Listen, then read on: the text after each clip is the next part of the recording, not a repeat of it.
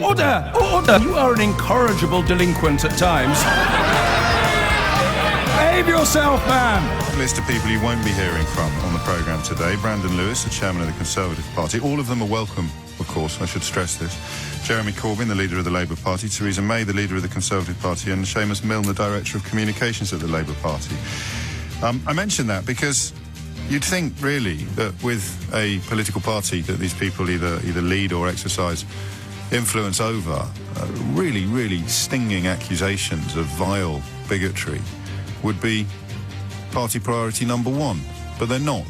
Party priority number one for the Labour movement this morning, as represented by Jeremy Corbyn and his remaining close associates, involves telling you to look over there at all the Islamophobia in the Conservative Party. The Conservative Party, meanwhile, responds to really virulent accusations of Islamophobia by telling you to look over there. Anti-Semitism in the Labour Party. For the record, I think they're both right.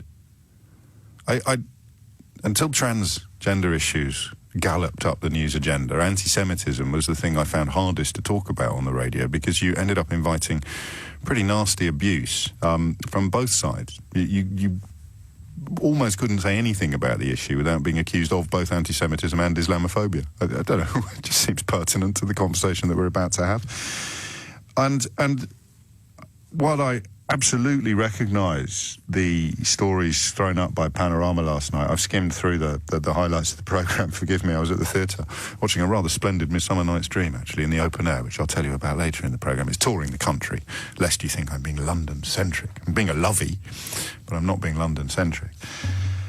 And, there was nothing stone-cold new. It was more the culmination and the accumulation of stories involving these key players that was so grim. Former members of Labour Party staff claimed last night that they had suffered breakdowns and depression as a result of dealing with anti-Semitism allegations in the party. And Brandon Lewis is in possession of, an astonishing number of examples of people claiming to be Conservative Party members indulging in rank Islamophobia. Not a massive surprise when you look at the polling that Hope Not Hate commissioned last week, in which the membership were found to hold astonishing views on issues that we used to associate with the far right, and which now I'm afraid we have to attribute to the moderate right, if Conservative Party members can be described thus. And you know where I stand on these issues, because I am increasingly convinced that what happens doesn't matter in politics. I don't know, I think this is the result of extremism, but what actually happens on the pitch, as I keep saying, doesn't seem to matter anymore. All that matters is the colour of the scarf around your neck. So where does that leave normal people who aren't blindly tribal? I can't tell the difference. I would lean initially, only as a starting point in the conversation, towards the notion that the Labour Party currently has a bigger problem, because the problem seems to reach all the way into the leader's office and the leader's inner circle. However, the Conservative Party will soon have a similar problem, because Boris Johnson seems happy to jump on sort of Trumpian bandwagons, one of which is weapons-grade Islamophobia, if he thinks it will further his personal ambitions. 8 minutes after 10 is the time. 03456060973 is the number. And the reason I mentioned to you a moment ago that I feel a frisson of fear about tackling this subject is that it feels just a tiny little bit irresponsible, and I really want you to understand that it isn't. It feels as if I might almost be falling into the footballification trap. So I don't think asking you what's worse, Tory Islamophobia or Labour anti-Semitism, is quite as simplistic as it first appears. But of course I could be wrong. Maybe this is a crass question. And I'm going to say a couple of other things that might be problematical as well. The first is that while I fully I think I understand the first platform of Labour's anti-Semitism, and my entry point on that is the line, "the Jews control the media." I think that Corbyn's core support think that that's just true, and therefore it can't be anti-Semitic. We took a call about 3 years ago from a young woman, and forgive me for saying this, but she sounded quite posh. I don't know whether that's relevant or not, but she said she was in her 20s, and she stated that it can't be anti-Semitic to say that the Jews control the media, because they do. And like a lot of the calls I take, that really stuck with me. Because presumably, if you've been persuaded into that mindset, then you only have to find somebody who owns a newspaper or a media company and who happens to be Jewish, and then that would prove your observation that the Jews do actually control the media. The problem with that is, in the context of newspapers, I don't think there are any Jewish press barons. Richard Desmond doesn't own the Express anymore. Rupert Murdoch owns the Times and the Sun and the Sunday Times. The Reach Group owns the Mirror and the Express. The Guardian is owned by a trust. I don't know that that's true. Global Radio, where I work, is owned by a chap who happens to be Jewish, but I mean that has about as much to do with his competence and ability as a chief executive as his star sign does. The idea that anybody, and of course most of the empire is music radio, where one presumes political infiltration is almost impossible, unless you're sort of trying to create an environment in which the Human League could take over our government. And the idea that anybody whispers in my ear or Nick Ferrari's ear and says, you better take this line on that story, is palpably absurd. And that right there is the point where the anti-Semitic conspiracy theory kicks in. Because the only way you can say I'm not anti-Semitic when I say that the Jews control the media is by saying, well, the Jews do control the media. How can it be anti-Semitic if it's a statement of fact? Then you point out that it's not a statement of fact, and you respond if you are anti-Semitic. And I don't think you realise you're anti-Semitic, because you respond by saying, well, you have to say that. And the minute you say that I have to say that, you become anti-Semitic. Because you are claiming that there are secret forces at work presided over by a Jewish cabal that prevent even people like me from sharing our honest thoughts and opinions and reporting the facts to people like you, which means you genuinely believe with no evidence that, quote, the Jews control the media. Okay, so that's Labour. I'm going to need calls on this, by the way, because it's not one of those mornings where I'm going to hit 20 past and think I've barely drawn breath. I'd quite happily talk right through until mystery hour at 12. I'm wrestling with tough stuff this morning, and I'd like you to join in. 03456060973. So that, for me, is where Labour anti-Semitism starts, and we haven't even mentioned Israel. The Tory thing is easier, I think, to unpick if you spend any time at all in the sewer end of social media. When you read about the percentage of Tory party members that believe there are no-go zones in my hometown, or they believe that Sharia law somehow applies, or they believe that we should never have a Muslim prime minister, or they believe...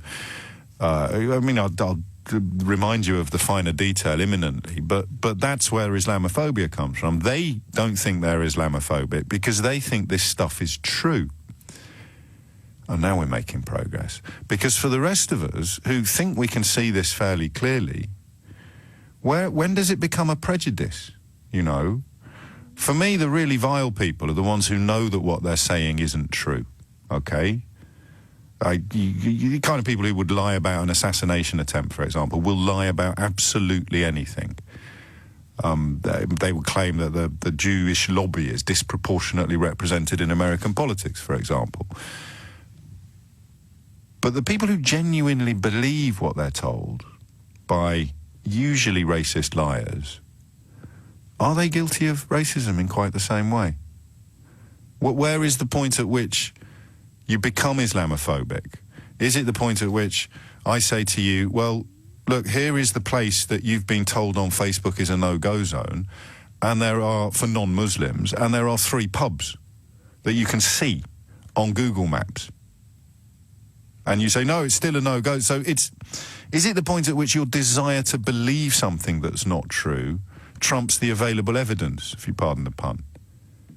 And that's why I think they might be identical, philosophically and intellectually speaking. Jeremy Corbyn's core support want to believe that the Jews control the media because, and I'm overreaching a little bit here, perhaps, because that is the only way in which they can account for the fact that when Jeremy Corbyn is reported, he largely comes across as ridiculous or dangerous or both. And when Jeremy Corbyn refuses to be properly scrutinised by a free media, the only way you can defend that appalling cowardice is by claiming that he would be the victim of a conspiracy, in this case a Jewish conspiracy that even good Catholic boys like me would be part of because the Jews have got all the money. Tempted to pause and give myself a little pat on the back at the moment for not falling through the incredibly thin ice upon which we're currently dancing. The Islamophobia element in the Conservative Party is identical because bad actors, bad faith actors, I have to stop saying bad actors, everyone will just think about El Dorado. Bad faith actors will allow these lies to go unchallenged because they are electorally advantageous, you see. So the idea that Sharia law applies in parts of this country because some divot with a untrimmed beard has stuck a sticker on a lamppost saying you are now entering a Sharia zone. You could stick a sticker on a lamppost saying you are now entering Gotham City. It wouldn't mean that Batman was suddenly in charge. And the people who spread these lies, some of which come from far-right websites and far-right fake news organisations, which have employees who work on respectable organs, which makes it, I think, more palatable for a traditional Conservative member. But they also believe stuff that isn't true. There are no-go zones. Sharia law applies. Because bad faith political actors are using their fear and their ignorance to shore up their own position. So I'm not asking you what's worse, Labour's anti-Semitism problem or the Tories' Islamophobia problem. I'm asking you what the difference is between the two phenomena. And at 10:16 this morning, I can't see any. 0345 6060973. If you are a tribalist, if you are a victim of footballification, if you do think, having checked the colour of the scarf around your neck, that Conservative Islamophobia is infinitely worse than Labour anti-Semitism, or that Labour anti-Semitism is infinitely worse than Conservative Islamophobia, give me a call and tell me why. I promise you a fair hearing. 0345 6060973. If, like me, you find both bigotries equally repellent, how the hell do we unpick them? 0345 6060973. And finally, if you are simply an observer of these stories, and I've got you thinking, well, thank you, first and foremost. But secondly, what's the difference between these two prejudices? They seem to me to be built upon entirely similar foundations.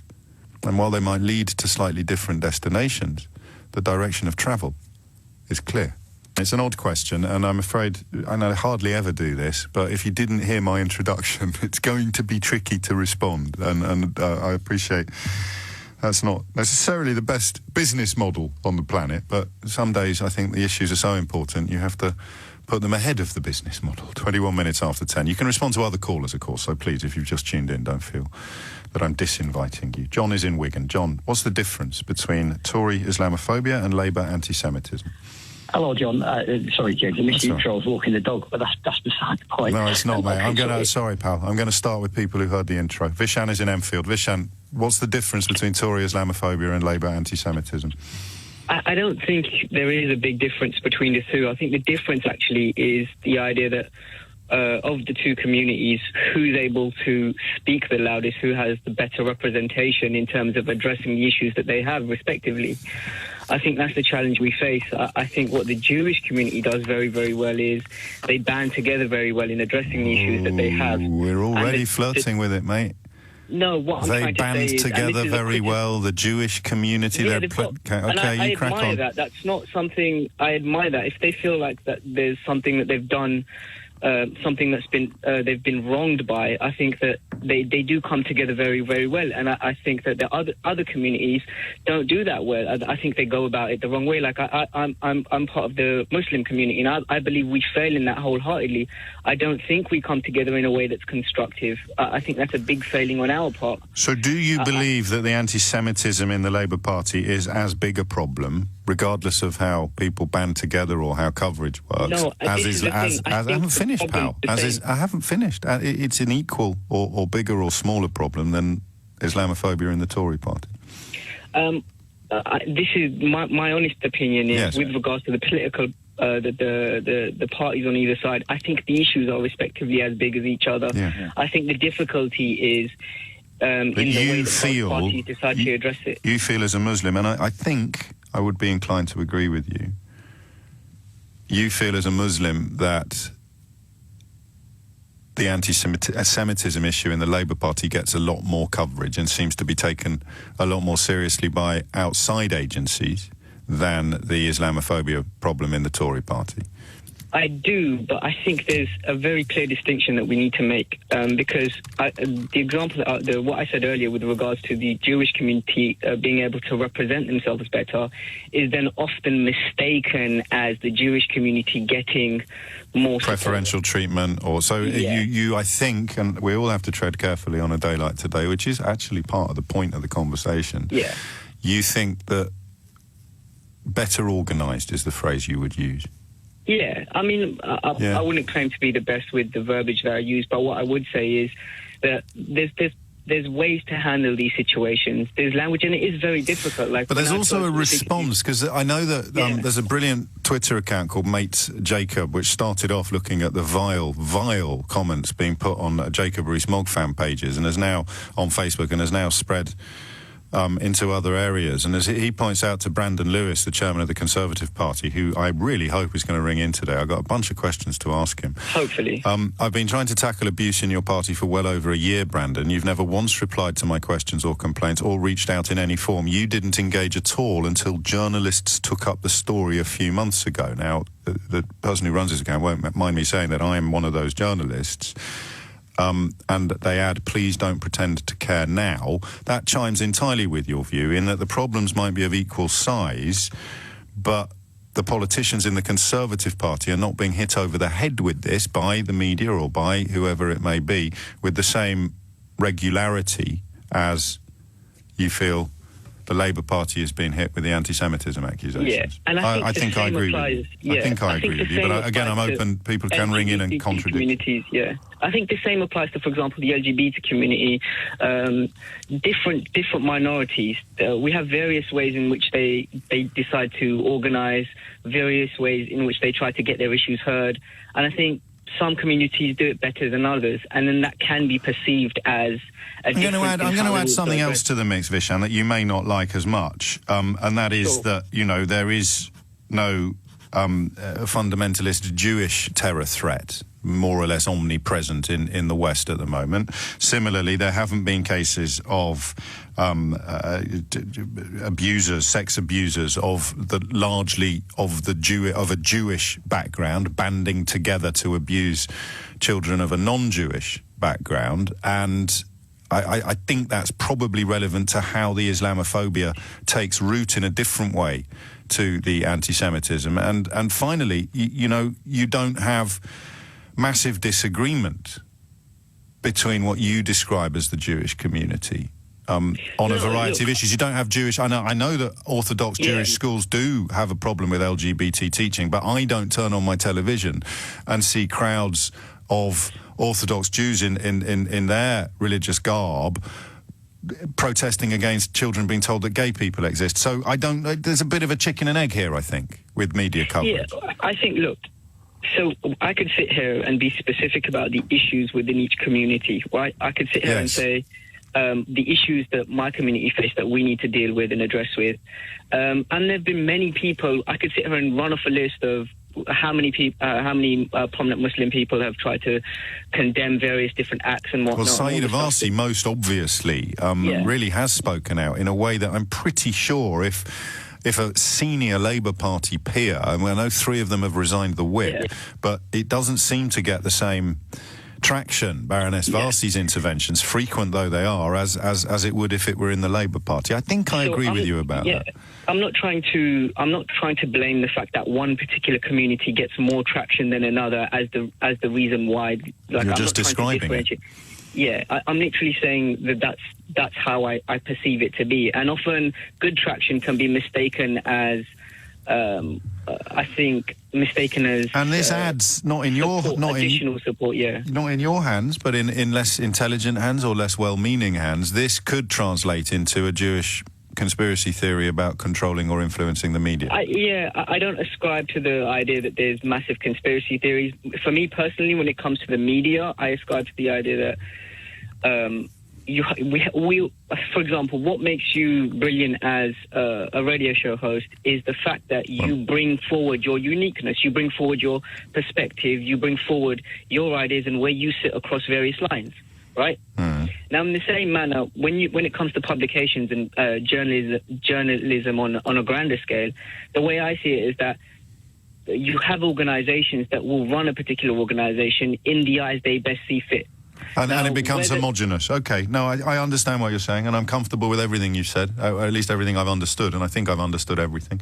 I'd like to thank you as well for kicking off this conversation, albeit we had a slight false start, but we're kicking off this conversation in a way that justifies my faith in my listeners. 0345 6060 973 is the number you need. If this goes as well as it currently looks like it will go, we might stay with it right up until 11:45, and I'm going to introduce you to the journalist who has secured the single most astonishing recordings I think I can cite in, and you're probably going to correct me on this, but I'm going to go as far as to say, in the context of foreign politics, I think these are the most significant secret recordings since Watergate. But because they are neck deep in Brexity and Trumpy flavoured issues, they're not going to get the coverage that they would get in a country where the media hadn't picked a side in both of those points. I'll say it again, because if I'm embarrassing myself, then you can hang it around my neck for the rest of the week.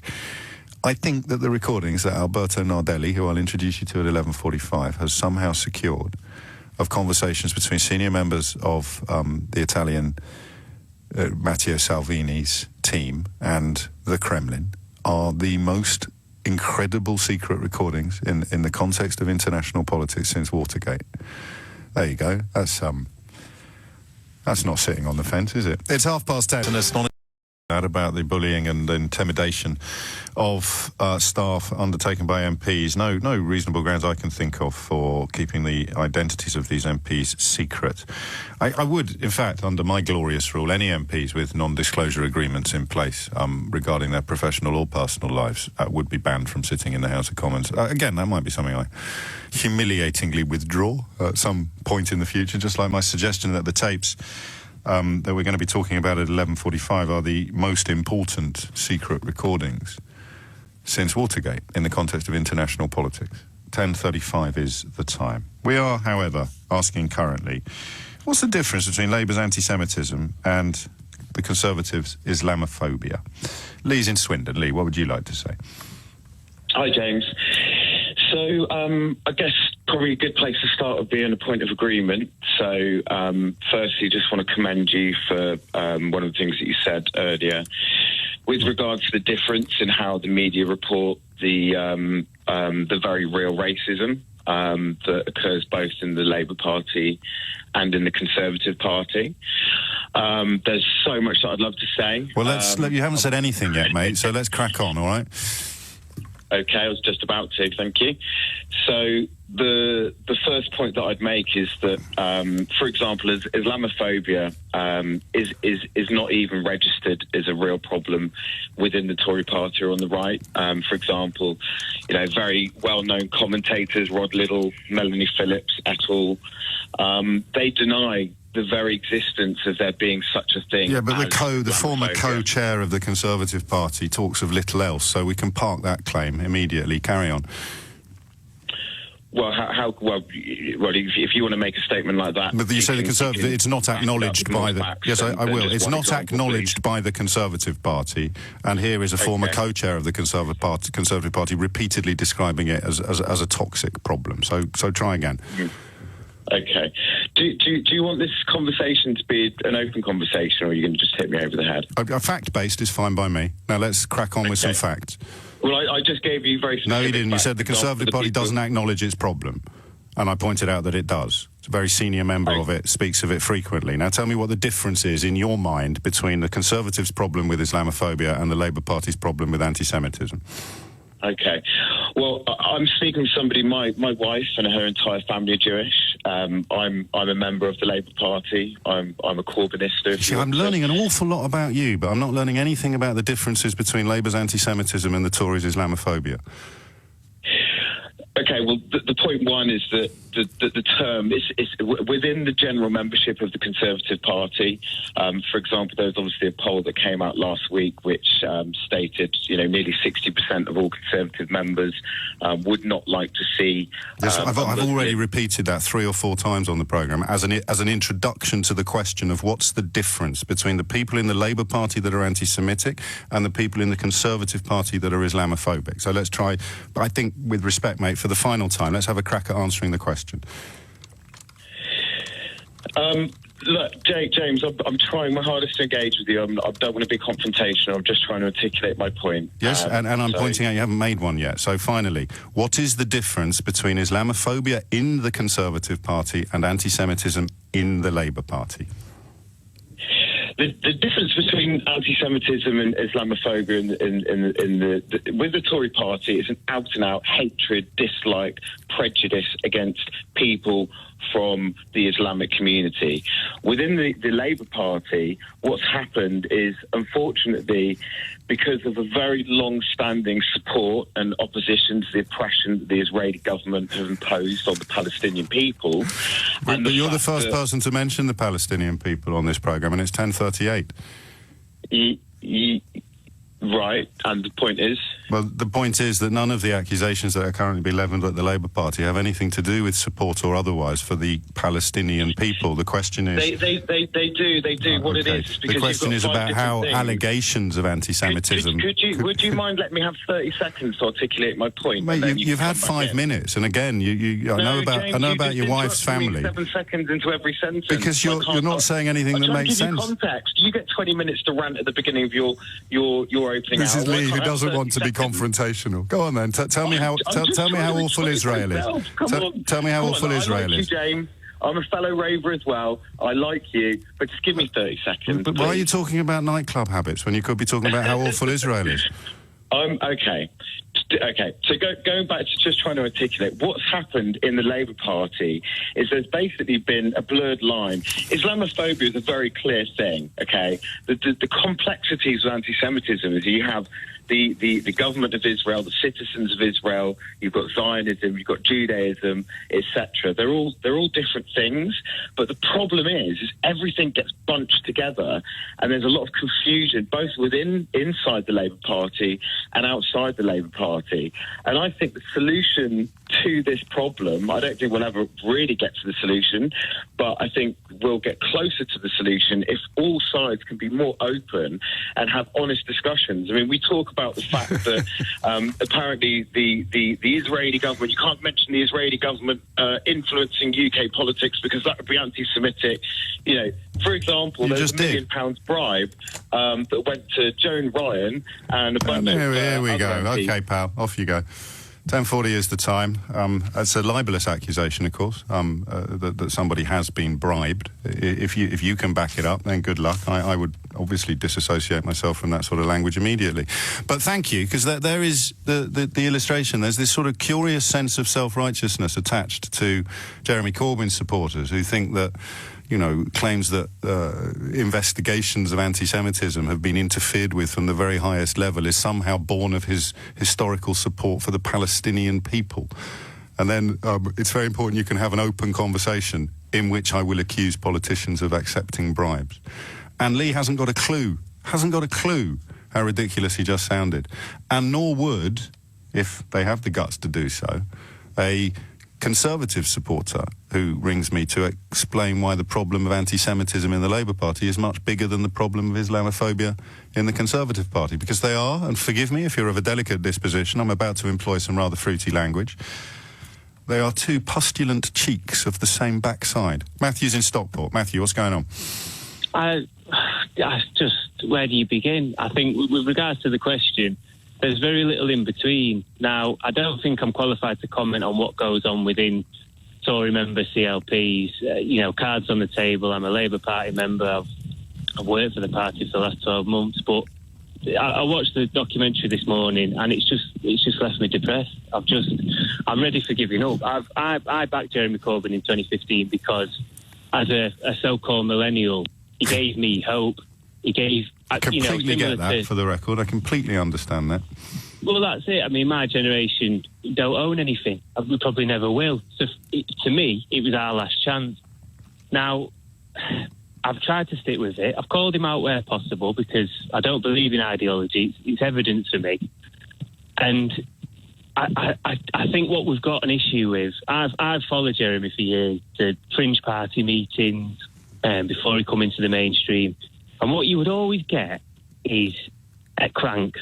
Not as a majority in the meetings, but there'd always be cranks outside, pushing paraphernalia from different parties, anti-Israel and all the rest of it. And you'd ignore it because they were the minority. Just to clarify one thing, yes. Criticism of the Likud party or Benjamin Netanyahu's government, or criticism of political decisions taken in the Knesset is one thing. And I know you understand this. I wonder whether the last fella did. It doesn't conflate, or it doesn't translate into criticism of Israel. That is where anti-Semitism starts, just knocking on the door. I will bow to few people in my disdain for Benjamin Netanyahu's foreign policies and indeed for his domestic performance. But it doesn't lead me to conclude that Israel is the problem. Because if you start arguing, as the last fella did, that Israel is the problem, then you are, I'm sure unintentionally, leaving the door ajar to the claim that Israel shouldn't exist. And then you look at some of the people in the inner circle, as it were, and you look at their historical support or otherwise for a two-state solution, and you realise that perhaps there are people there who still subscribe to the belief that Israel somehow shouldn't exist. So again, it's important to clarify the language, but I know you didn't need it. No, and that's what we've got to. I think there's an element of Labour supporter, or maybe just Jeremy Corbyn supporter, and I say that as a Corbyn supporter, yes, that has been used to using very comfortable language when regarding the state of Israel, Israeli people, and Benjamin Netanyahu, and almost bunching them all together. And it is now, because they're being called out on it, because it's unacceptable, I've seen it, you're just attacking me because I support Jeremy Corbyn. Well, no, and I think... And they're just attacking Jeremy Corbyn because he supports the Palestinian people, which is an anti-Semitic thing to say, because the suggestion there is that by offering support for the for the Palestinian people, you are somehow casting yourself as an enemy of Israel, and you again are leaving the door ajar to the suggestion that Israel shouldn't exist. And there's a moral hierarchy of that sort of person that frustrates me. Yes, same here. I think what they do is they believe they can't be racist because they're on the left. They see racism as a far-right issue. And they see their activism as protection of the vulnerable, and the portrayal of Jewish people as somehow being in control of the world or the media or the banks. That doesn't fit with their... And I got a feeling I perhaps used to be guilty of this myself when you were far too young to be listening to the programme, Matthew, but I think I used to struggle with the idea of that as well, because we like to see ourselves as champions of the oppressed, and certainly in the context of the Middle East, that doesn't fit the narrative of oppression. How can Jewish people be oppressed? And that's why they always bring it back to Palestine. And that's it. And I think at times that's why it isn't always taken as seriously for people. Yeah. I think because it's a weird type of racism in the fact that most of the races or religions are discriminated against are seen as lesser. Whereas for some reason or another, Jewish people are seen as more powerful, and because they're supposedly running the world and there's 5 people sat in a room pulling the strings, that's why they're a threat. So I think people don't take it as seriously at times because, they are powerful, they're not being oppressed. But what they don't realise, it has such a wide effect on society. I'm not even Jewish and have been on the receiving end of anti-Semitism, and I thought, how have we got to this point? What am I supposed to do? Well, I have as well, because I'm a shill for Israel by not letting the last fella talk gibberish, you see. It's evidence that he's right and I'm wrong. And then, I don't even need to check my inbox to know that there'll be people there saying that I can't say the truth because I get paid by Jews. Yeah. It'll be there. It's just left me in a very moral quandary this morning, because I started out with such hope that this was going to be all so different for my generation and for other generations that have been done by. And I think what we all have to do, and I mean this most sincerely, is not let the bathwater, don't let the baby get thrown out with the bathwater. So a lot of the stuff that Jeremy Corbyn has brought to the fore politically, whether by accident or by design, a lot of it needs to stay when he's gone. And that's what you're worried about. Yeah, it is. And I've got to the point where I think I can't see it even beginning to get better unless there's a change, and it hurts me to say that. But then at the same time, if it doesn't, I've got to a point this morning where I don't think politics is for people like me anymore. Oh, don't say that. But politics is absolutely for people like you, because you are thinking and you are capable of changing your mind. Politics has been taken over, Matthew, at risk of patronising you, by people who aren't like you, people like the fella before, people like Brexiters, people who are incapable of acknowledging that they've made a mistake when the evidence in front of them becomes incontrovertible. And what happens then?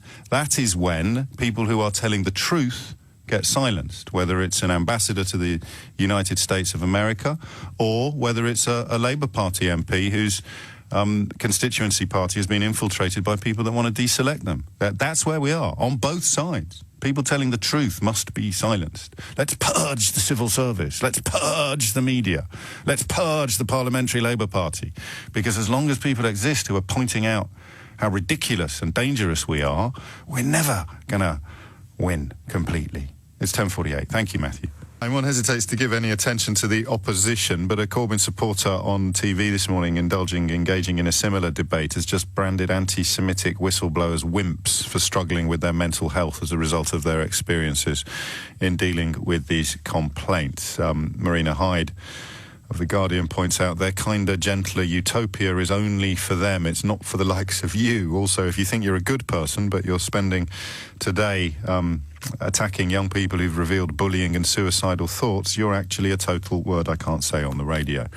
That's that well-known disseminator of right-wing tropes, the brilliant Guardian columnist Marina Hyde. I begin to wonder sometimes whether we need a little subtitle when I do irony, because it's a bit like Twitter. People don't realise you're being ironic or sarcastic. There's a clip on the LBC site at the moment with Nigel Farage claiming that he's done more to dismantle the far right than anybody else in Britain. You see what I mean about not knowing? Presumably he's trying his hand at satire, is he, for the first time? He's not claiming it would be hilarious if that was a serious claim, but we live in strange times. 10:53 is the time. The difference between Labour's anti-Semitism and the Tories' Islamophobia is tiny. In fact, it's non-existent, as all the sensible callers to this programme from all sides of the divide have acknowledged. The rather less sensible callers to this programme believe that Jeremy Corbyn is the victim of some sort of Jewish-led conspiracy because of his historical support for the Palestinian people. And this is backed up by claims that the Jews control the media and that the Israeli government influences people like me. Marian's in Tower Hamlets. Marian, what would you like to say? Hi, James. First time caller. You're very welcome. Are you well?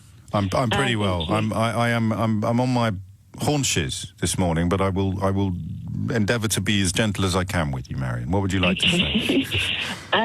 So I was going to lead more with, and I think you've mentioned this actually with your other caller, that I think anti-Semites in the Labour Party find it easy actually to hide behind the Israeli conflict. Yes. And they can kind of use that as evidence for, oh, well, I'm not an anti-Semite, I'm just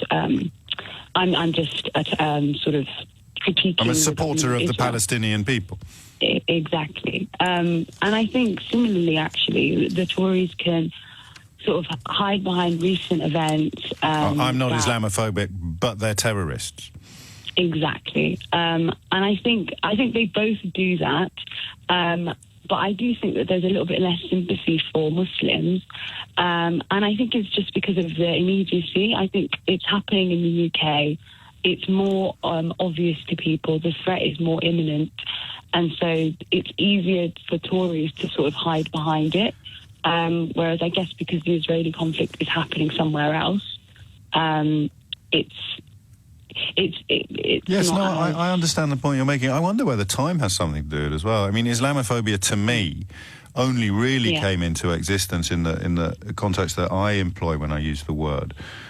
Yeah. But after September the 11th, that was when people started being told that all Muslims were somehow complicit in these terror attacks, or that all Muslims somehow supported them.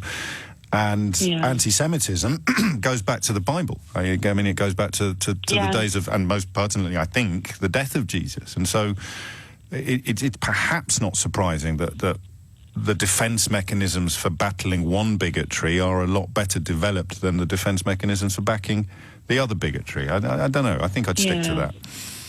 No, I think you're right. I think you're onto something. I think it's awful, actually, that who was it that called the people that were talking about it wimps? I don't want to say, because it's one of two people currently having the debate on telly, and historically I like both of them, so I will double check and I will reveal it. But it's more important that the words have now been out there. I just wonder if that person has ever experienced actual sort of either anti-Semitism or Islamophobia, because I'm Muslim and I'm a woman and I wear a headscarf. So it's often it's Muslim women who cover up that get the abuse because we're the most obviously Muslim. And, I have been sort of harassed on the street and called a terrorist and that sort of thing. And I think to say that somebody who speaks up on this is a wimp. I just think you haven't experienced anything of the sort yourself, so you couldn't possibly. Yes, I mean, it's odd, isn't it? That I think most sensible people listening to this will recognise the two problems are identical, but that the treatment of the two problems is not, whether it's by the party, whether it's by the party membership, the party leadership, or indeed by the British media. And yet the debate is conducted everywhere else as a sort of, we only care about one and we don't care about the other. It's quite bizarre, and I think it reached an apotheosis last night where the Labour Party's orchestrated response to this Panorama programme, which kind of acted as an assembly of all of the stories, and well, not all of them actually, but many of the stories and scandals that constitute the anti-Semitism problem. Their response was to say, what about dispatches on Monday night talking about the Tory Islamophobia problem? I don't know what's happened to our country when we can't just say two wrongs never, ever, ever make a right. Why are you doing whataboutery on this? I know. But I also think it's more seductive to go down the sort of, I think it's easier for British newspapers to attack Muslims, and I think it didn't used to be. Again, I'd say that was chronology. Go back to what they were saying about Oswald Mosley or about Hitler, actually, in the British newspapers in the 1930s, and Muslims wouldn't get a look in. It's almost as if it doesn't really matter for a certain type of, quotes, journalism, end quotes. But that's what I'm saying. I think exactly that. I don't think that they're targeting Muslims because they have some kind of agenda. I think it's just there's an appetite for it. And it works. You can see that it works. Yeah. You can get famous, you can get rich. And you might end up in prison, but you can get rich and famous before you end up in prison by engaging in absolutely base-level dishonest Islamophobia. You can see it's a business model, a well-trodden business model. In fact, arguably, Donald Trump wouldn't have got in the White House unless he'd started talking about a Muslim ban in a country that has, really in recent years, seen hundreds and hundreds of children killed in school massacres, and I don't think any killed by Islamist terrorists. 10:59 is the time. You're listening to James O'Brien on LBC. I would quite like to carry on with this. I shall let you decide. The question remains, what's the difference? And the answer is, there isn't any.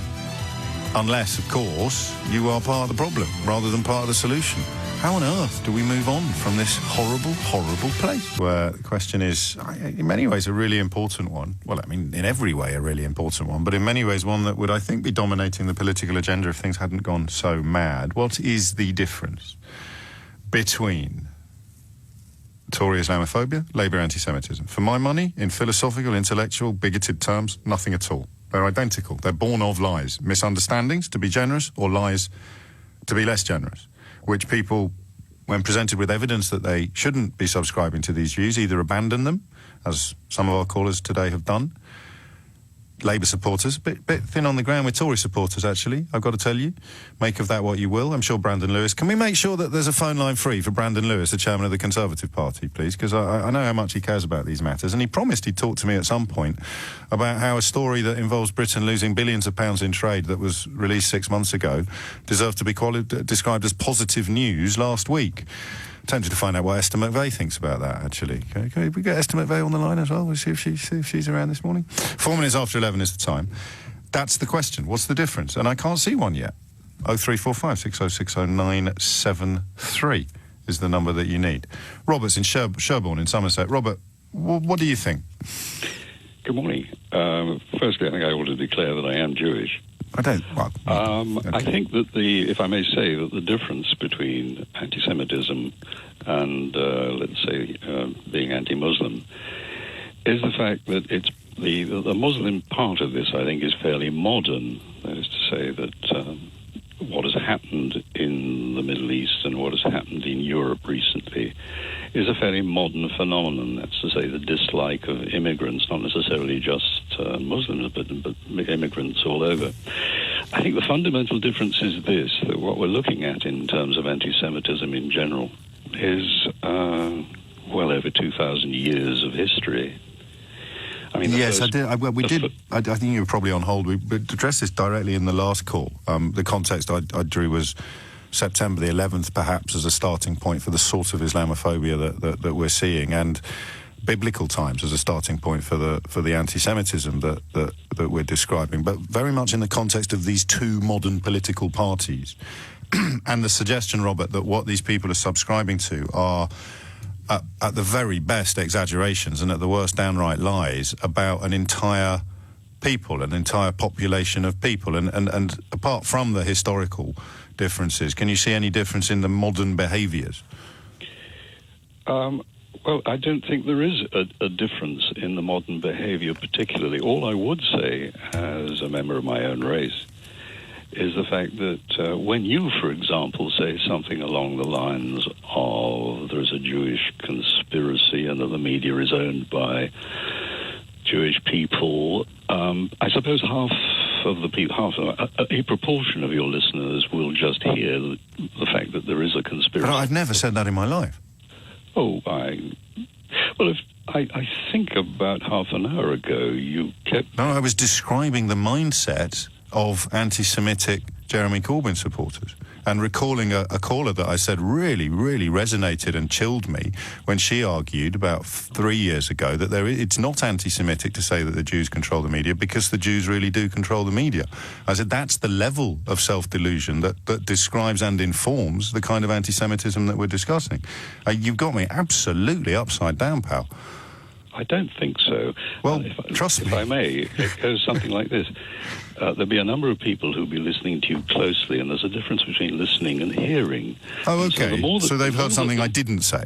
Well, what you did say, and you do say, and I'm not accusing you of anything particular, it just is that if you keep repeating the proposition that there is a question as to whether there is a Jewish conspiracy in the first place, and secondly, if the media is owned by Jews... people believe that it is. How do you disabuse them of that belief if you never mention it? No, well, obviously you do have to mention it, but I think that... Well, hang on, let's pause for a bit there, because I'm a little bruised by what you've said. How do I disabuse people of this belief if, in your view, by mentioning it, I add to it? I think that what needs to be done is to put the anti-Semitic problem in its historic context. Well, we already have. I've told you that. So again, I have to ask you, how do we disabuse people of the belief that there is a conspiracy in the media or in banking circles orchestrated by Jewish people if you believe that by mentioning it we exacerbate the problem? Well, if you keep repeating a particular slogan, and I'm not accusing you of anything. We kind of were a minute ago. You kind of were a minute ago. But I think if one keeps going on about a Jewish conspiracy or a Jewish ownership of the media, which, as you say, is untrue, but if you keep saying it, there will be a proportion of this audience and a proportion of people listening who will actually half hear you. Yes, I can accept that danger and that risk, but it doesn't answer my question of how do you disabuse people of this belief if you never acknowledge its existence? It's absolutely impossible. That is impossible, and I tell you that from my own experience. I've experienced. But it isn't. We had Matthew in Stockport a minute ago, who we were talking to, and who is a fully paid-up member of the Corbynite brand of Labour politics, but who has now arrived at the conclusion that the movement has been infiltrated by people who hold precisely the views that you'd rather I didn't mention. Well, it is difficult. Nobody said it was going to be easy. But it's going to be a heck of a lot harder to disabuse people of a false belief if you're not allowed to mention it, Robert. Well, I appreciate that point, and it is well made. But the problem just because you have a very, if you'd allow, a very lugubrious delivery doesn't make what you're saying any less ridiculous than it would if you were shouting at me. You cannot disabuse people of the belief that Jews run the media or Jews own the media if you don't think that people who want to explode that myth shouldn't say those words. Yes, but the problem that we have here is I think you're missing my point, and I probably put it rather poorly. Okay. I probably put it rather poorly. You can't actually talk people out of anti-Semitism. It comes in with mother's blood. Well, you can. With mother's milk, and then I have to disagree, because what I didn't mention when I was speaking to that lad from Stockport before is that he was a former fully paid-up member of the English Defence League who has been talked out of those positions and those views as a result of listening to this radio programme. Whoopee. Well, not whoopee, pal. If you really care about anti-Semitism, you wouldn't be making slightly sort of little glib catchphrases. Now tell me how we fix Islamophobia in the Conservative Party. By not mentioning it? I've got no idea. Yeah, well, that's 2 for 2 then. Ian is in Troon. Ian, what would you like to say? Oh, good morning, James. You're absolutely right. Islamophobia, anti-Semitism, they're both evils.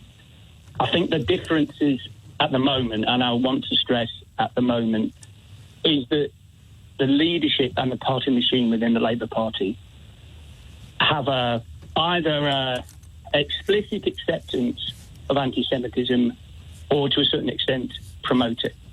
Where I think in the Conservative Party, it tends to be, I feel, I'm not a member of the Conservative Party, I'm not a member of the Labour Party either, feels like the issue is within the membership. But what concerns me at the moment is, and depresses me, to be honest with you, watching that programme, the Panorama programme last night, was one of the most depressing programmes I've ever seen.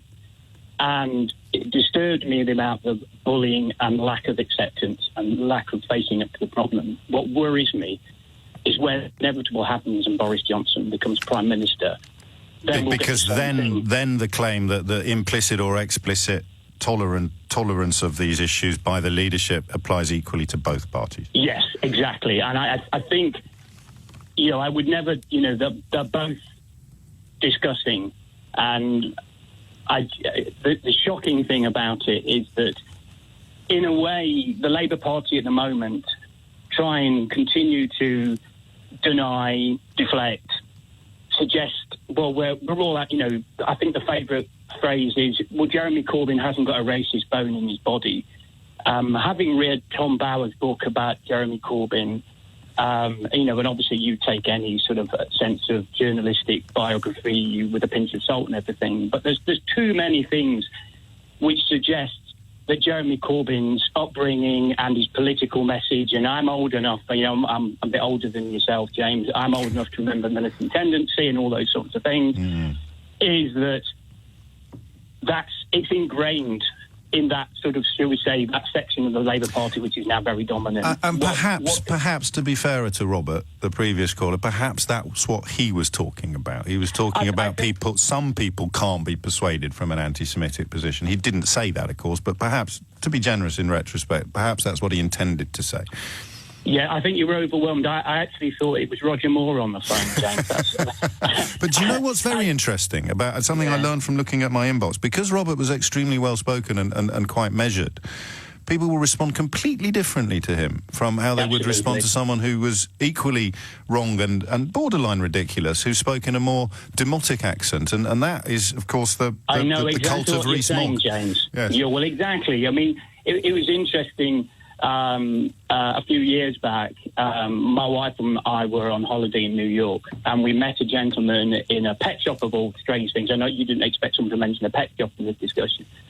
And this the guy in the shop would said, "Oh, I love British politics." I said, "Oh, do you?" And I'm a bit of a politics geek, even though I don't really have a very strong affiliation to one thing. I'm sort of in that lost middle where the truth is the most important thing and facts the most important thing, and I think both the left and the right are separating on both sides and going in opposite directions. Yes, and leaving. yes. I just wonder how many of us there are. I don't. Well, I think the thing is that what surprises me, and I don't know why I don't even say what I'm saying. It surprises me. I think the thing that disturbs me more than surprises me is when you get the usual suspects, and to mention briefly the B word, that you get people like Farage and Tite and the rest of them, and they say, if we don't have Brexit this way, or we don't have Brexit at all, there'll be all these angry people rising up and everything.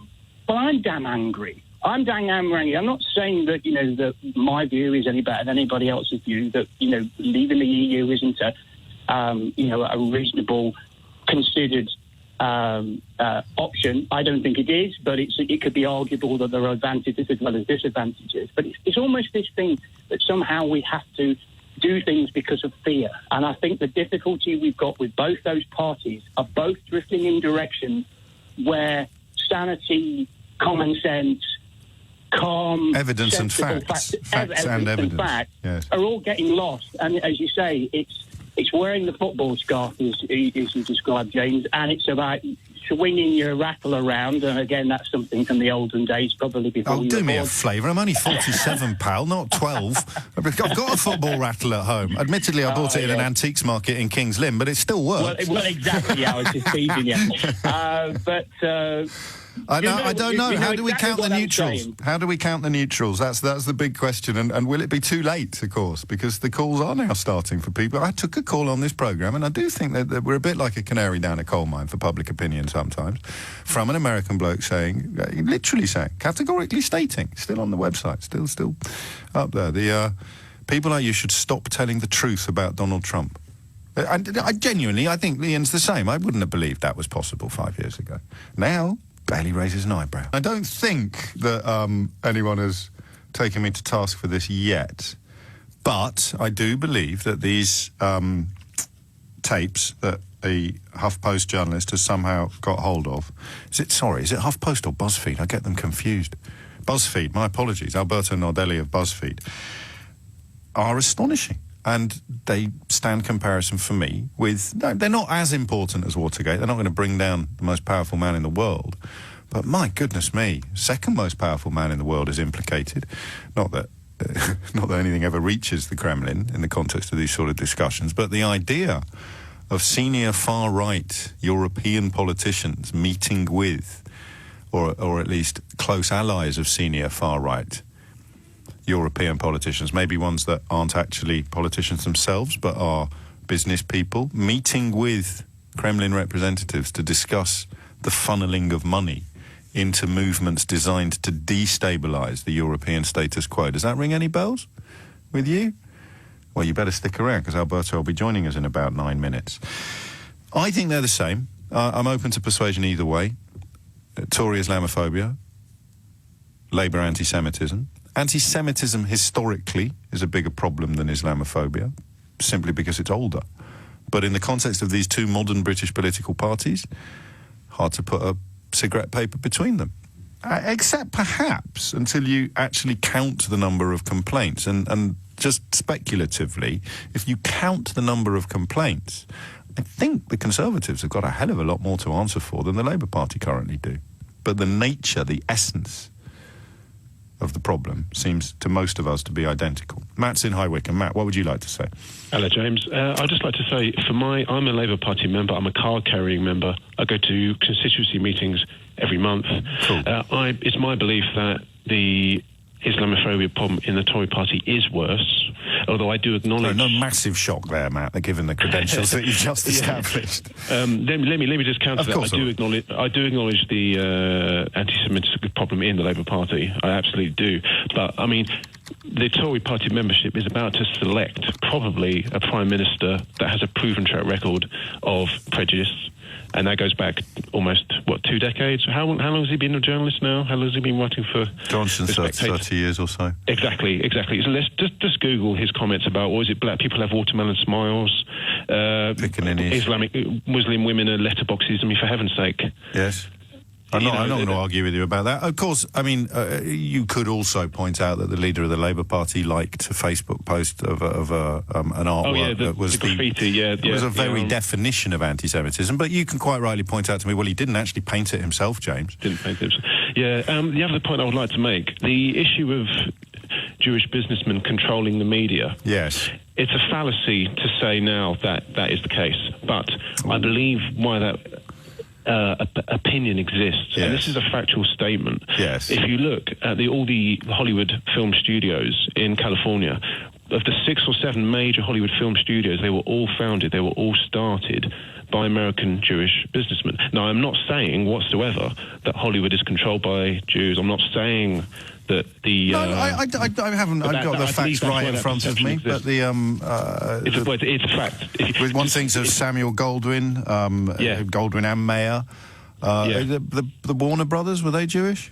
Yes, they Jack were. Warner. Yes, I think it seems plausible, but that doesn't speak of any conspiracy to me, unless Ben-Hur was designed to whip up anti-Christian, Roman feeling. It doesn't. I think that is why the media's controlled by Jews. That is because if you look some at of that, maybe. It's usually more the words Rothschild and Goldsmith that appear in these sort of conversations, isn't it? But what difference would it make if it turned out that all of the people that set up the major Hollywood studios turned out all to be Capricorns? Well, exactly. I mean, I'm not. It doesn't for me seep into this idea that if I buy a newspaper tomorrow, then George Soros read the article and gave him all the green light. George Soros is a brilliant example because he is the target of right-wing anti-Semitism, which for me, perhaps because I'm a bit of an amateur in these waters, I knew about that. Right-wing anti-Semitism, crikey, where do you start? And you certainly don't finish with the Holocaust or with people on, in the British media saying that the Jewish lobby is disproportionately represented in America or anything like that. But the left-wing anti-Semitism is what I've had a crash course in since Jeremy Corbyn became leader of the Labour Party. And the more I've read about it and learned about it, the more I realise that's on me. That's for me for looking in the wrong direction.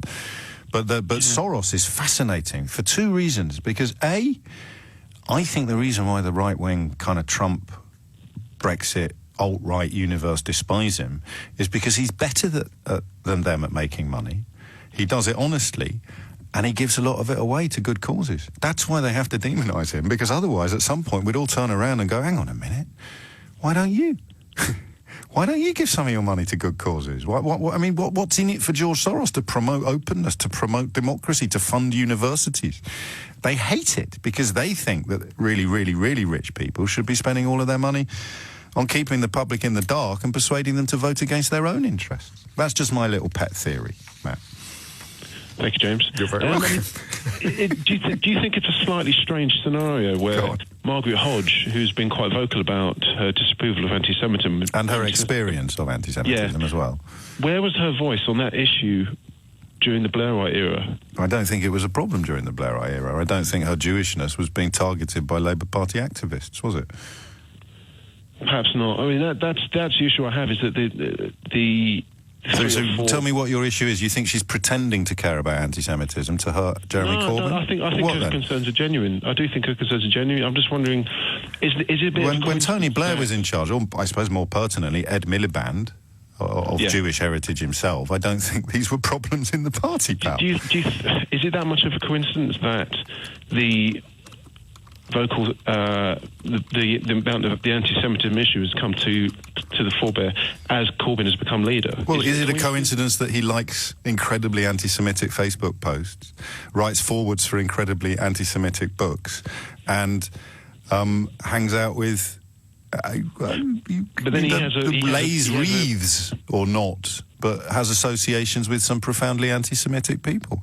But you're not listening to the answers to your own questions. Is it a coincidence? Of course it's not a coincidence, because when Tony Blair or Gordon Brown or Ed Miliband were leaders of the Labour Party, there was no question of the leader of the Labour Party endorsing profoundly anti-Semitic tropes, writing forwards for profoundly anti-Semitic books, or having deeply questionable associations with profoundly anti-Semitic people. And those are not matters of opinion, Matt. Those are matters of fact. So for your question... No, don't start talking. For your question to stand, you have to remind me of all the things that Tony Blair and Ed Miliband did that left them open to accusations of tacit anti-Semitism. Take your time. Well, I mean, with Jeremy Corbyn specifically being... No, you didn't hear the question. For your question to work, to be remotely relevant or rational, you now have to remind me of all the times that Tony Blair or Gordon Brown or Ed Miliband acted in a way that could be construed as implicitly or explicitly anti-Semitic. And as I said, take your time. Well, I'll be honest, I can't answer your question. Well, then you shouldn't have asked yours. Well, Paul, just take that on board. Yeah, I'll take it up. You shouldn't have asked yours, because what you thought you were doing was making a mischievous point about Margaret Hodge and suggesting that her interest in anti-Semitism is born of some sort of animus towards Jeremy Corbyn. So I'm not as dumb as I look, man. And actually, that falls apart completely, because all of his predecessors were either Jewish, in Ed Miliband's case, or insulated from any accusation whatsoever of ever having acted explicitly or implicitly in an anti-Semitic way. So with the greatest of love and respect, that disqualifies you from contributing further to this programme. You won't get the wool over my eyes, mate, in that way. Let me, can I make one more point? No, you can't. Hassan's in Slough. Hassan, what would you like to say? Yeah, I just want to say that, technically there is no difference between anti-Semitism and Islamophobia in either party here. But as you know... But you are a Muslim conservative, so at what point do you walk away? So the point I walk away with is that I've had considerable experience within the Conservative Party. I have not seen Islamophobia myself, and I have spoken at Tory conferences before, talking about terrorism, Islam, etc., and they've always been open and... Let's park the precision of the latest polling, OK? Two-thirds of Tory members believe the myth that parts of the UK are under Sharia law. 45% think some areas are not safe for non-Muslims. Half of the party's members think that Islamophobia is a big issue, but only 8% believe it is a problem within the party. You're in the 92%, Hassan. That must be quite surprising to you. Yes. I think if there is Islamophobia within the Conservative Party, I think it's a reflection of the general fear that society has about Islam. That's brought about... Well, you could have said that a few decades ago. You could have talked about the general fear that society has about Jewish people. It doesn't hold quite as true as it used to do, but it probably will do again. That's why the State of Israel assumes such epic importance to people of Jewish extraction through the generations. And what do you think Saeed Avasi is talking about, or indeed the Muslim Council of Britain? They submitted 20 pages of evidence to the Equality and Human Rights Commission calling for an inquiry. Saeed Avasi has called the problem, and I quote her, institutional. Yes, and she clearly has more experience. She's been far deeper involved than I have, so I will have to give way to her. Go and look at the Mates Jacob Twitter page, because all he does is collate stuff from people claiming publicly to be Conservative Party members and posting under their own names. That's the complaints that Brandon Lewis is, as far as I can tell, in the absence of being able to talk to him, those are the complaints he's failing or refusing to address, while telling everybody to look over there at Labour's anti-Semitism problem. I mean this, Hassan. We've been speaking since I started on LBC, so for over a decade and a half. Go and have a look at that, and then come back and tell me that there's no massive, massive problem in your party with people who despise you for your religion. Yep, well, I certainly will. But one positive aspect I would say is in one of the prime ministerial debates within the Tory party, all of the candidates actually, when they were asked, will you do an investigation into Islamophobia, all of them actually said yes. Not true. Johnson wasn't there. Well, don't laugh, mate. He's going to win. I hope Jeremy Hunt wins. I'm going to want to Hassan, this is very disingenuous of you, because I gave the last fella a slap for trying to pull the wool over my eyes. Boris Johnson, the candidate who is going to win, has distanced himself from calls for a specific inquiry into Islamophobia. So, with the greatest of love and respect, my friend, you just shot yourself in the foot, live on national radio. Well, if Boris Johnson does become Prime Minister, then I will definitely write to him and ask him but to just, I have to insist, as with the last bloke making his points about Margaret Hodge, you have to just withdraw or clarify your claim that all of the Conservative candidates had pledged to have an inquiry into Islamophobia in the party, because they haven't. Well, I'll have to withdraw then, in that case. Welcome. There you go. There's me being equal opportunities and balanced. My goodness me, if only that would come back into fashion, where I can tell you that Stephen Yaxley Lennon, who sometimes goes by the name Tommy Robinson, has been sentenced to 9 months in prison for contempt of court. And breaking news for you there. 11:37 is the time. Some rather more important breaking news for you here. The Milanese prosecutor's office has just announced an investigation, just opened an investigation into La Liga, the far-right Italian political party, and Russia, after BuzzFeed News released a tape of the Moscow meeting involving a close Matteo Salvini aide. Matteo Salvini, along with Viktor Orban and others, is very much one of those European politicians often cited by fascists and fascist sympathisers in this country as an example of how we should be doing things. The journalist from BuzzFeed News, Alberto Nardelli, broke this story yesterday, and to my untutored eye, Alberto, it's an absolute humdinger of a tale. Thank you very much. You're very welcome. Tell my listeners exactly what is contained upon these tapes that you have somehow secured. So basically the recording is of a meeting which took place in Moscow last October between a close, long-time aide to the Italian Deputy Prime Minister Matteo Salvini, 2 other Italians and 3 Russians, who for about 75 minutes, they talk about a plan to put together a $1 billion oil deal and how to structure that in a way that a small percentage of the arrangement would then be diverted to sustain Salvini's Lega party and his European election campaign. Invisibly, so it would be untraceable money in a sense, would it? Absolutely. So the structure that they talk about is to have 2 major oil companies that are buying and selling diesel fuel, but the transactions would take place through intermediaries. So it would be through the intermediaries where this cut, let's call it, would be creamed off. The meeting took place in Moscow, at the Metropole Hotel. The phrase Great Alliance popped up a few times in the context of this conversation. I feel personally, Alberto, that we're living in such odd times and such, in some ways, dangerous times at the moment, that stories that would once have accrued a certain degree of attention on a much, much less important scale, the interview with the World Trade Organization Director General earlier this week, where he poo-poos what the British people are still being told left, right and centre about the World Trade Organisation, should somehow be shouted from the rooftops.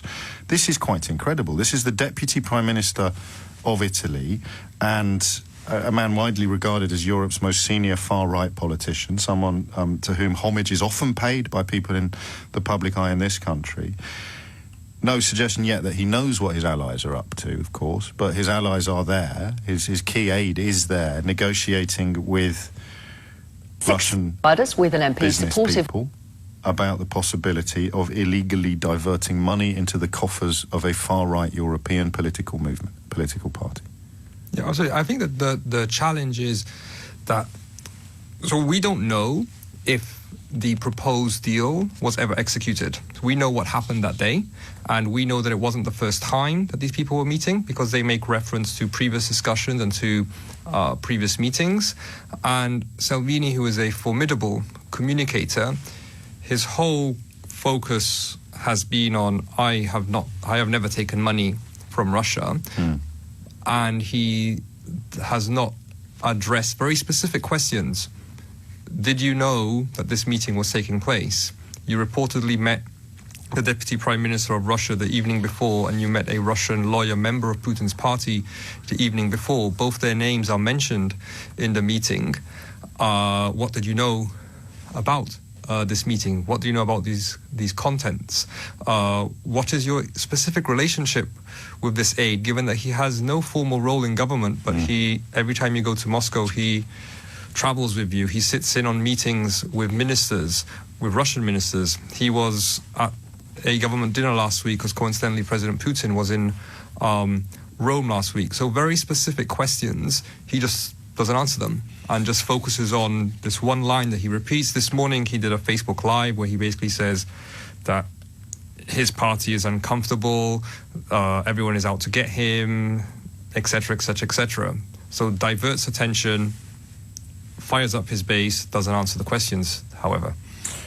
And they also refer to him, the Russians, in the course of this meeting, as the Italian Trump, while speaking very enthusiastically about him and his rise. I mean, it's hard to know where this goes next, this story. How significant is it that the Milanese prosecutors have opened an investigation? I don't know much about the Italian legal system. Well, I think the fact that there's an investigation, in many ways, there kind of has to be an investigation, given that, these aren't allegations, he said, she said. There is a recording of this meeting. Negotiating the terms of a deal to covertly channel tens of millions of dollars of Russian oil money to Salvini's Lega party. And conducting these negotiations enthusiastically, not in the words of very explicitly. News of the World journalists making their excuses and leaving when things got sticky. But to stress again, no proof or evidence yet of whether it did or did not go ahead. So there's the hard evidence is that there was this negotiation. It went into great detail.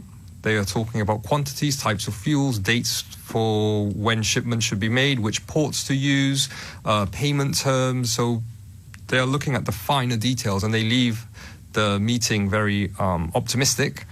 And independently of what happened next, there was a negotiation specifically about funds. They are explicit that it's not about making money, one of them says. This is about politics.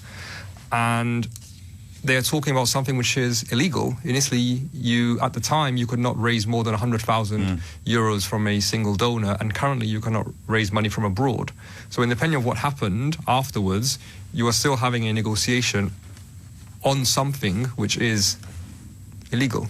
The previous day, Salvini gave a speech in which he described sanctions against Russia as economic, social and cultural folly, a position that's been adopted by a few politicians, whether they enjoy being described as far-right or not, in the West, and of course on both sides of the Atlantic. That seems very relevant to your story. If you were to ask why is a Russian business person with links to the Kremlin or the government, why on earth would they be interested in getting somebody into... Absolutely, and Salvini has... his message, his anti-sanctions message, he's repeated it basically since the introduction of sanctions.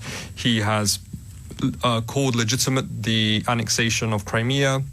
He has made a remarkably high number of visits to Russia, even before becoming Deputy Prime Minister. When he was simply a member of the European Parliament, he visited Moscow 3 times in the space of a few months between October 2014 and early 2015. He visited twice again in 2017. So he traveled there a lot in the past too. So it's a relationship that spans back many years. And since taking office last year, he's already been twice on an official trip to Moscow. It is probably pertinent to point out here that ahead of the EU referendum in 2016, the biggest financial backer of Brexit, Aaron Banks, we know, discussed gold and diamond investment deals offered via the Russian embassy in London that also promised vast profits. Banks, of course, currently under investigation by the National Crime Agency over the true source of £8 million that he donated to the Leave EU campaign. I stress he has explained that he ultimately declined the offers and repeatedly denied any wrongdoing. That could turn out to be the case here as well. I think... it's very difficult to comment on that case, and while once all the facts of it are out, and there's a... Speaks of a modus operandi, perhaps, though. Even if none of these business people ever did anything with the offers and the negotiations that were being conducted, there is now clear evidence of Kremlin-associated individuals seeking to illegally influence Western European democratic processes. Yes, and I think one of the extraordinary elements of the recording is the structure that was discussed to divert these funds to the party. During the recording, they also talk about the possibility in future of doing it around financial transactions, and they say you just add 0.something% to the transactions, and it shows how difficult it is to track these things within what would have looked like a business deal. Is there more to come? You probably wouldn't answer that question in the affirmative, even if there was. But are you still digging into this story? There are there are other lines of inquiries. We have yet to identify who the other people at the meeting were. There are various names that are made during the recording, so we're trying to understand who were the other people that were there that morning and what their affiliations are, who their associations are. They mentioned several times the Russians, that they need to feed back to their deputy prime minister, they need to feed back to a member of Putin's party, so we're trying to figure out who these individuals are. Obviously, we're hoping that Salvini will eventually answer the questions, and will follow this investigation which was announced today. And I think we've done justice to the story, but the full transcript is available on the BuzzFeed website, and it is staggering reading, genuinely. As the meeting draws to a close, one of the Russian men said in English, concerning the future contract, I think we have all the information. I understand the urgency. An Italian lawyer present then listed all the follow-up items, noted them down, promised to share a screenshot with the Russians. Okay, gentlemen, I think it's going in the right direction. And his Russian counterpart replied, and it's my luck to make them act quickly and immediately. You will, said the Italian. Yes. It was very funny. One of the participants, Salvini's aide, yesterday gave an interview and said he couldn't remember if he had used certain words in that meeting, and he says towards the end of the meeting, he says that Moscow is the third Rome, and it's very funny that he tweeted exactly those words on that same day. Gosh. The afternoon of that same day. Fascinating a very amusing coincidence. I suggested earlier, I have a slight gift for hyperbole, Alberto, but I suggested earlier that I can't remember any secretly recorded tapes affecting international as opposed to domestic politics that seem to me as significant as this since Watergate. I'm sorry to put you on the spot, but can you? I can't from the top of my head. I wouldn't go. I know you wouldn't, because it's your story. But I'm sticking by it for the time being, and do keep us in the loop. And congratulations on a fantastic piece of journalism, Alberto Nardelli of BuzzFeed News there, with tales of secretly recorded conversations between close aides of the far-right Italian Deputy Prime Minister Matteo Salvini and apparent representatives of Vladimir Putin's Russian government. Oh boy. The serial criminal, Stephen Yaxley Lennon, who, for reasons that currently elude me, likes to be called Tommy Robinson, has been in the Old Bailey this morning, facing sentencing, having been found guilty of contempt of court. You'll remember, but plenty of people apparently don't, that he pleaded guilty to this the first time round, and the appeal on technical grounds was upheld, and then the conviction was sustained last week. Matthew Thompson, LBC's chief reporter, is there, and it's a 9-month sentence, Matthew, but with time already served, presumably he'll be out in rather less than that. That's exactly right, James. So he's already served some time in prison and had a suspended sentence for this same offence. So actually, in practice, the sentence, although it is 9 months, it will actually be 19 weeks. And then he'll be released on licence after 10. So it's really only 2.5 months in prison. He arrived in court this morning, James, wearing a T-shirt that said, convicted of journalism. I think it's safe to say that he's at least been convicted, James. I'll leave others to decide decide about the latter part of that sentence. The other thing that I think is what was on the back of the T-shirt? What was on the back of the T-shirt? Well, on the back of the T-shirt actually compared Britain to North Korea, and drew some allusions, perhaps why he's seeking asylum in America if he deems the law of the land in this country to be equatable to again, it falls to me at the moment, Matthew, to point out that you're not joking. He really did seek asylum. He wanted to be an asylum seeker. He's already been an illegal immigrant, of course, after being convicted of immigration offences trying to get into America, and now he wants to be an asylum seeker. There's a certain irony in it, James. His supporters, of course, would say that he is, and that's what they are saying. In fact, there are several hundred of them outside court as I speak to you now who are claiming that this is all a political stitch-up, that this is really just the establishment and the mainstream media, of which you and I form a part, James, who guilty of journalism, gunning for Tommy, who are guilty of journalism, but who are gunning for Tommy Robinson. That's certainly the narrative that he is spreading to his supporters by wearing T-shirts like the one I mentioned. But also, they're buying it in large numbers. There are lots of them outside court now. It has to be said, James, and I always have to be careful when we're reporting these things, they are peacefully demonstrating, as is their democratic right.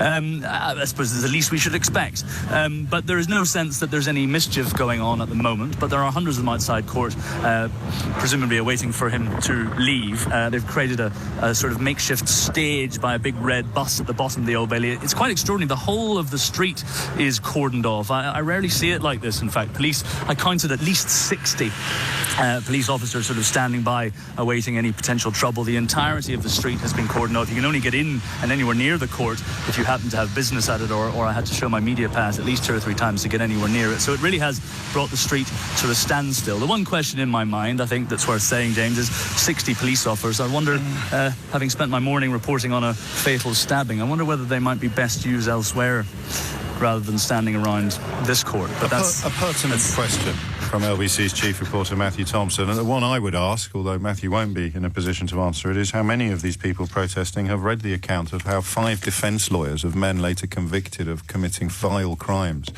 against girls and young women as members of those so-called grooming gangs. All 5 defence lawyers stood up in a court of law and tried to get the cases thrown out as a direct result of Mr. Yaxley Lennon, or whatever name he's going by today, compromising those court proceedings. It's almost as if facts don't matter. I'll tell you something else really interesting. Jeffrey Epstein, this big mate of Donald Trump's, who has been arrested on child sex trafficking charges, another woman has come forward to accuse him of forgive me if there are younger people with you, I'm about to use an unpleasant word you might not want to explain to them, of raping her when she was 15 years old. And her allegation is that he picked her up outside her school gates and groomed her with gifts and promises of stardom, which, of course, is at this stage an allegation. But don't forget, that is precisely the modus operandi of the people who thankfully went to jail despite Stephen Yaxley Lennon compromising that trial. He could have been responsible. The reason why he's going to prison, if you're under any illusion at all, is because he could have been responsible for guilty sex abusers walking free from court on a mistrial. Now, I used to think that a story like that, a multi-billionaire friend of Donald Trump standing accused of a crime that is identical in the allegations published today and yesterday in America, in terms of modus operandi to the crimes committed by these grooming gangs, I genuinely used to think that everybody would respond to those in the same way. I even thought, as a naive young snowflake, that perhaps we'd respond even more disgustedly to the billionaire standing accused of these sort of crimes and behaviours, because that's an abuse of power on a scale that we cannot conceive. But we seem to have ended up in a country, for whatever reason, and we may talk about this at some point in the future, we may not. We seem to have ended up in a country where it has absolutely nothing to do with the nature or the character of the crime that has been committed or alleged, and everything to do with the ethnicity or background of the alleged, or, of course, in the case of the crimes that thankfully saw convictions secured despite Yaxley Lennon casting that prospect into doubt. Thankfully, these scumbags have gone to prison. Isn't that fascinating? It's exactly the same modus operandi, preying upon teenage girls at school gates, but rather different tone when these things are reported. Can't think why.